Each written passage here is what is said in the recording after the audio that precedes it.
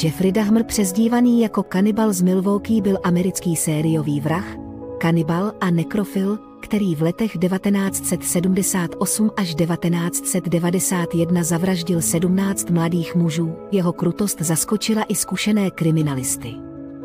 Kusy těl svých obětí schovával u sebe v bytě a některé části dokonce jedl. Sousedům přitom tvrdil, že zápach šířící se z jeho obydlí způsobuje pokažená lednice. Ta scéna byla tak děsivá, že připomínala nejstrašidelnější hororový film. Když 22. července před více než 30 lety policisté vstoupili do bytu tehdy 31letého Jeffreyho Dahmera, naskytl se jim pohled, na který do smrti nezapomněli. Polaroidové snímky zavražděných lidských těl byly tím nejméně hrůzným nálezem.